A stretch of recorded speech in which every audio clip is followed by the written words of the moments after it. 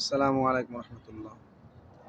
সাহিবুল বাইতি ইয়াদরি বিমা ফিহি, এটা একটি আরবি প্রবাদ যার অর্থ হলো বাড়ির মালিকই ভালো জানে ঘরের ভিতরে বাড়ির মধ্যে কি কি জিনিস রয়েছে, অর্থাৎ সম্পদ বা আসবাবপত্র কি কি আছে এটা বাড়ির মালিকই ভালো জানে।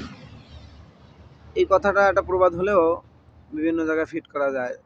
যেমন আপনি একজন ব্যক্তি, আমি একজন ব্যক্তি, আমার মধ্যে কি কি যোগ্যতা আছে বা আমার মধ্যে কি কি ত্রুটি আছে, কি কি দোষ আর গুণ আছে, এটা আমি ভালো জানি অন্য মানুষের থেকে।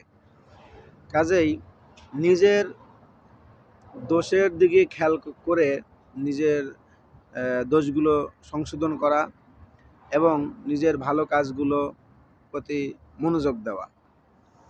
এরপরে মানুষ যদি আমাকে আমার ভিতরে যেই গুণ প্রতিভা নেই সেই বিষয়ে যদি আমাকে কখনো বলে, তখন আমার এরকমভাবে আমার ভিতরে আমাকে যদি মানে মিথ্যা কথা বলে যে আপনার মধ্যে এই গুণ আছে অথচ আমার ভিতরে নেই, তা আমি এখানে এই ক্ষেত্রে আমার খুশি হওয়ার কোনো কারণ নেই, কারণ আমার ভিতরে কি আছে এটা আমি ভালো জানি।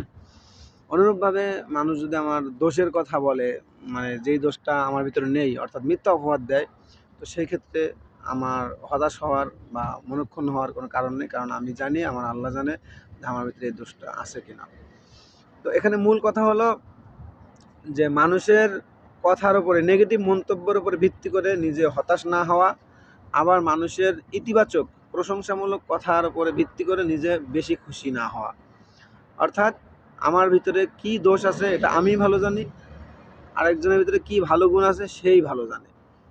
কাজেই নিজের দোষ গুণের উপরে ভিত্তি করে সংশোধন হওয়া এবং সামনের দিকে এগিয়ে যাওয়া, এটাই আমি মনে করি প্রত্যেকটা ব্যক্তির হওয়া উচিত।